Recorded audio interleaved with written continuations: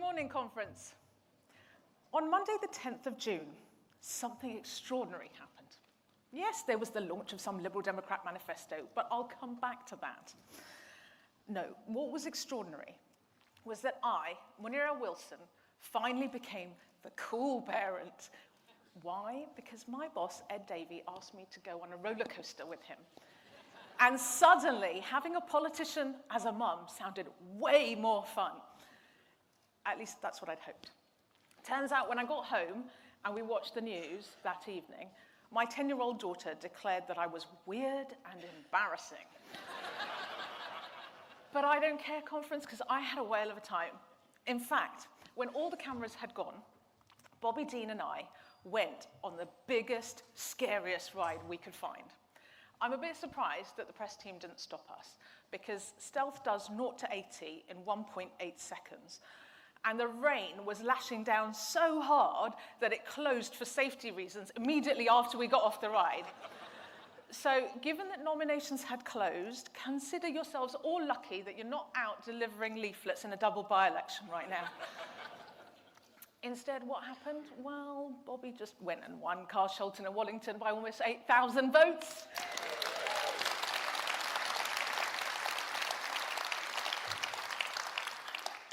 And yes, conference, what a campaign it was. 72 Liberal Democrat MPs tearing down the blue wall, brick by brick. But now we have a serious job to do. While the Conservatives are divided and hopelessly adrift, we must be the constructive opposition. Where they took people for granted, we must campaign with care and compassion. When Labour repeats the mistakes of the past, we must hold them to account. And where the country cries out for change, we must be bold and ambitious. And no more is this needed than in our nurseries, our schools, our colleges, and our universities. Because our children have been sidelined for too long. It has always been our Liberal mission to put them, children, the very future of our country, at the heart of our policy making. Not just when we were in government, but every day in town halls up and down the country. For my message is this: our nation is bursting with ambition. People young and old who work and study hard, who have hopes and dreams for themselves, their families, and their communities. And Liberal Democrats, we can provide the vision, the positive policies to help them get there.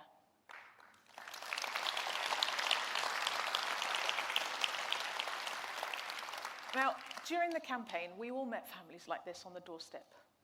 Parents who drive hour-long round trips to take their children to a sports match or a music rehearsal, or take on second jobs to put food on the table for their families. All hope that their children might have opportunities that they never had. They know that education is the best investment we can make in our children's potential and our country's future growth. Education turbocharges talent. It cultivates creativity and it creates conscientious citizens. And they looked to the Conservatives to make that investment. But what did they get? Teacher training targets missed for 8 of the last 9 years. Nurseries ordered to expand rapidly with no proper plan to fund it. A decade's work closing the attainment gap wiped out by a lack of investment in COVID catch-up. 1 in 5 people aged 8 to 25 with a probable mental health disorder. Opportunities for our young people to live, work, and study in Europe snatched away from them. This is the Tories' toxic legacy that the new government must now clean up. But one legacy haunts me most of all. I will never forget last summer getting a call out of the blue from the schools minister. He would tell me that thousands of children would miss their first day back at school because their buildings were full of crumbling concrete and were not safe to open. Through years of neglect, the Conservatives had failed the most basic of its duties in government, to keep our children safe. Well, by the end, the Conservatives were negligent, unfit to govern, and boy, did the public know it. Now, You know the 9 education secretaries we had in just 8 years? Do you know what happened to them? Well, there was Nadeem Zahawi, who stood down in Stratford-on-Avon. Who's the new MP there? It's Manuela Pettegela of the Liberal Democrats. Then there was Michelle, Secretary of State for 48 Hours, Donnellan. Her constituency got split in 2. Anyone know who won both of them? Thank you. And of course, who can forget Gillian Keegan? She told us she was the only one sat on her arse doing nothing. Well, we decided to get off ours and win her seat as well.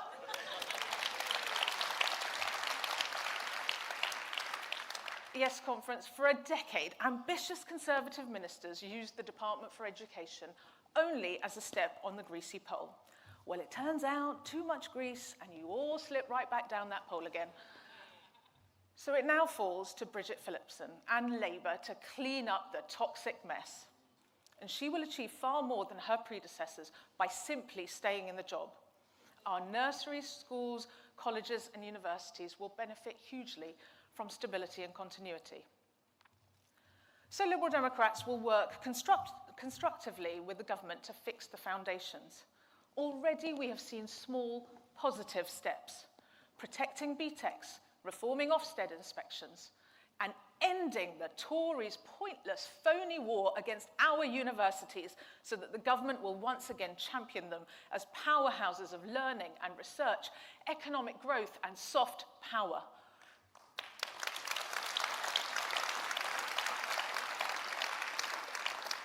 But the cleanup requires far more than just tinkering.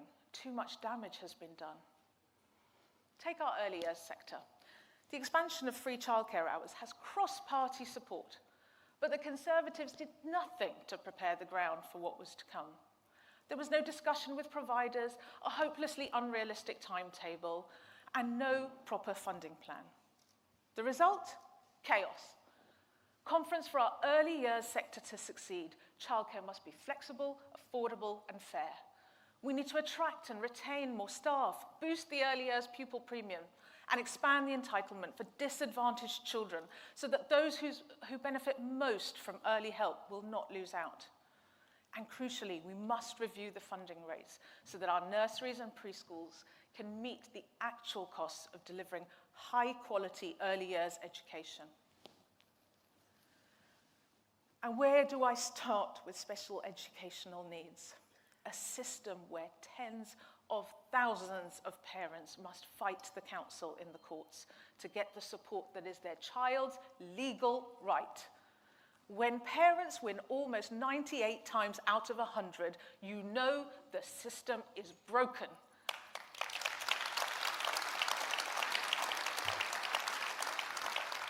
A system where the only reason why dozens of councils aren't bankrupt is because they can keep SEND support off the balance sheet. Liberal Democrats have plenty of positive proposals to bring to the table. Ideas such as a new national funding body so that the most severely disabled children can have their support paid for centrally, freeing up our councils to help others in need. On early years, SEND and more, we will be a constructive opposition to Labour. Yet in other parts of our education system, we must call them out for the mistakes they have and they will make. No one can doubt the scale of the mess they inherited, but in trying to look too tough, they too risk showing a lack of care and compassion, values that drew millions of voters to the Liberal Democrat cause. Take child poverty. There's a constituent of mine who told me that she stopped buying her medication so that her daughter at college could afford some lunch. I've heard stories of pupils pretending to eat out of empty lunchboxes to hide from their friends that there's no food at home. That cannot be right in modern Britain. Scrapping the two-child benefit would lift 300,000 children out of poverty. Its impact would be immediate and cost-effective, but Keir Starmer said no, and he suspended any Labour MP who defied him. A free school meal for every child in poverty would give 900,000 more pupils a full stomach each lunchtime. That means better progress, better behaviour and concentration, better health outcomes. But Labour have stayed silent. Meanwhile, our teachers feel at times like the fourth emergency service, filling in for under-resourced public services across the country. Poverty and mental ill health are driving staggering numbers of children to miss lessons. And because roughly half of mental health conditions begin before the age of 14, Liberal Democrats will keep making the case for a dedicated, qualified mental health professional in every school, primary and secondary.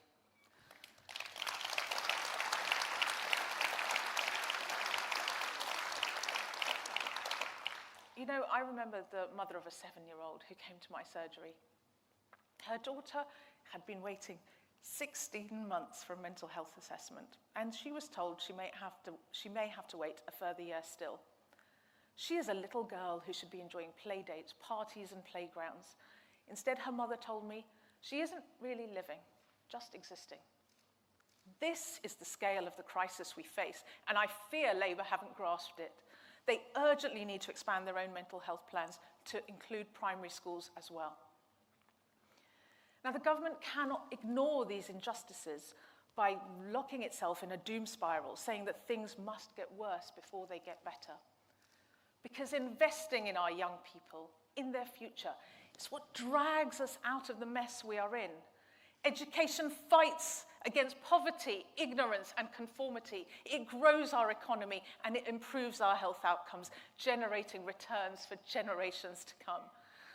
Liberal Democrats, we choose to invest in education so that our nation is equipped to tackle the challenges of our age.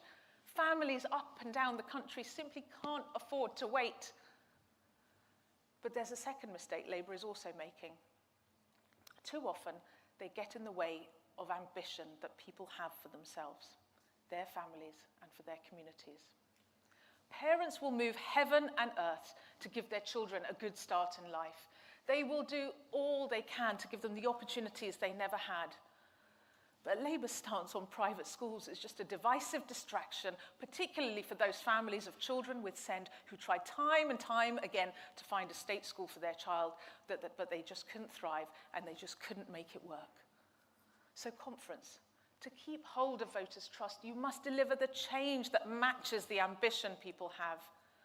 You have to listen to their hopes, their dreams for their children. And you've got to say, we want that too, and here's how we're going to help.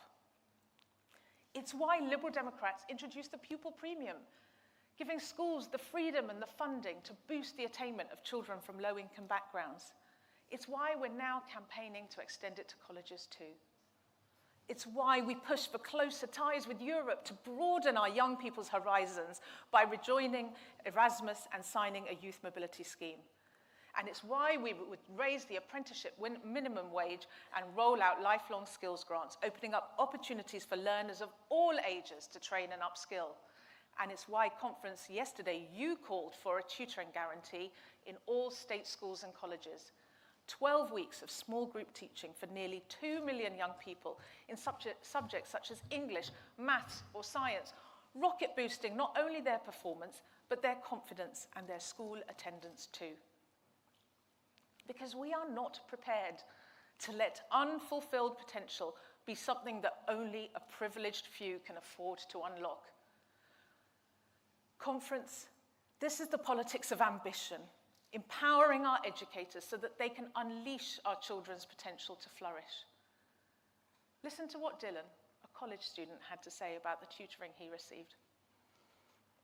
I dreaded maths, he said, because I didn't enjoy it. But my tutoring sessions were amazing, and they really helped boost my confidence in maths. When I found out I passed my maths GCSE, I literally was flabbergasted. Liberal Democrats, I want 2 million more Dylans in this country because the hope and excitement he had of fresh opportunities to progress his studies and pursue his dreams, well, that is just priceless.